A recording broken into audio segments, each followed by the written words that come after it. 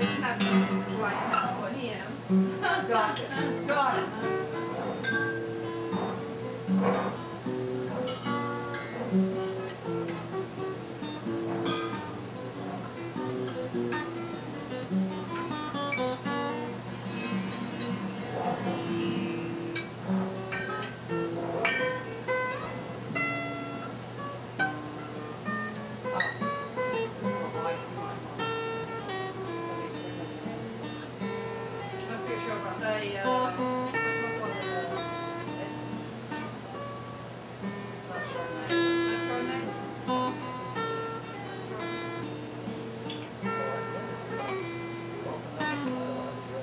Say extremely dry.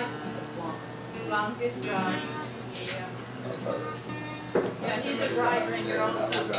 Sarah's a sweet one. I'm sorry. Oh, okay. I generally, when I play, I like having an audience that listens to my stories. So I'm not gonna play and sing while you guys are chatting about the wine. But if you'd like, I'll just say a song, and I'll cool. Sing one song now. Sure. I didn't know if she did. Cool, man. If you wanted a song. Yeah, we'd love to have one. Okay. We hope we end up with more people. But this is a holiday weekend. Well, if you're easily offended, my songs aren't for you. We're not.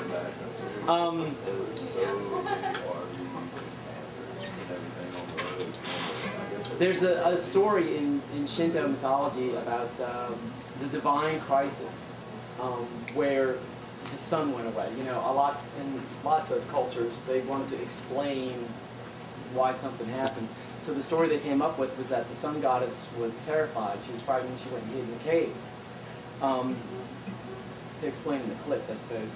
Anyway, so the first thing they did was they got the sacred cock to make his call like he normally does to wake up the sun goddess, but it didn't work this time. And they batted around a bunch of ideas, got a bunch of gods and goddesses to come out and do some things to try to lure the sun goddess out of her cave, but it still didn't work. Finally, they found this little washerwoman who came and did a striptease dance, and the gods were it was just so humorous and so erotic that they were laughing, and their laughter brought the sun goddess out. She poked her head out. She goes, "What's going on?" And they said, "Well, we just found a goddess who shines as bright as you do." And they got a mirror behind her, and they lured her out by her own reflection. Anyway, you'd think that things would be back to normal, but the little cock was so sad after this event that, she didn't come when he called. So this is a song about the little cock.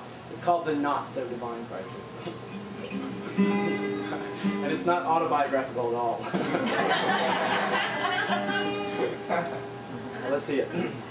Like I said, my allergies are wreaking havoc with me, so. The little rooster's soul it ailed, trothed as he was, his doodle failed.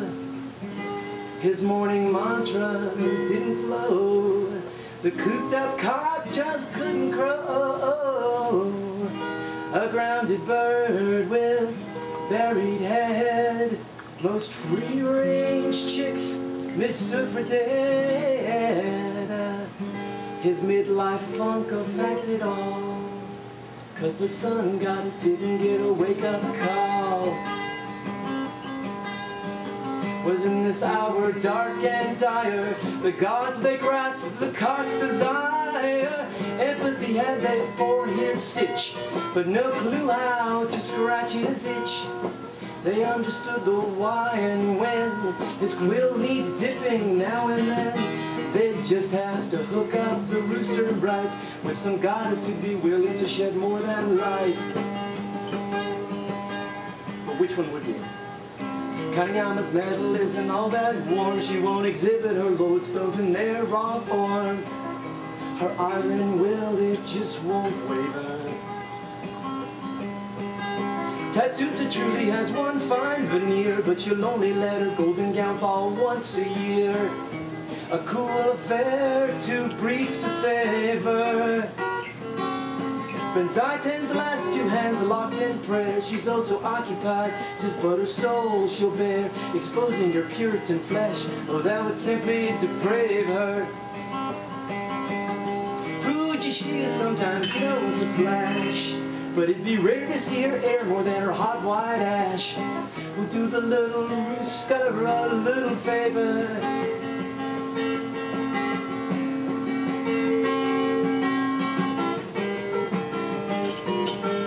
Well, how about luscious Izumi? She can get our little feathered friend to sing. She'll be such a breath of fresh air, it will really get his little weather vane to swing. She'll do a little dance, I think she might do a little bit of song. At 500 yen says she won't keep those little silk panties up for very long.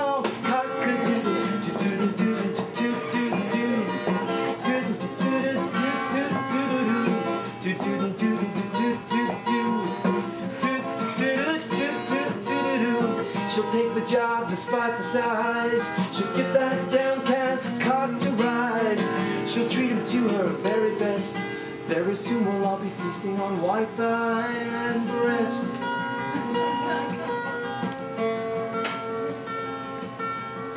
Izumi sang the silkworm ode. She urged the rooster to unload. She stroked his pecker once or twice, thawed his callous claws of ice. His paltry little soul he searched. For what seemed years the bird he perched. Below a red-hot chakra burned as his spitted giblets slowly turned.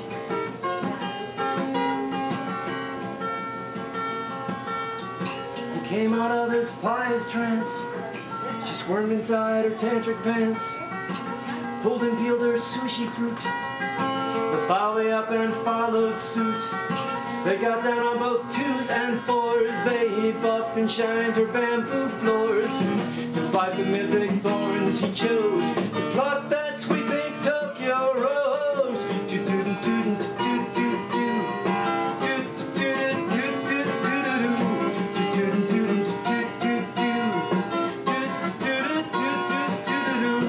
Her cockle did his noodle do. When dawn cracked, he felt good as new.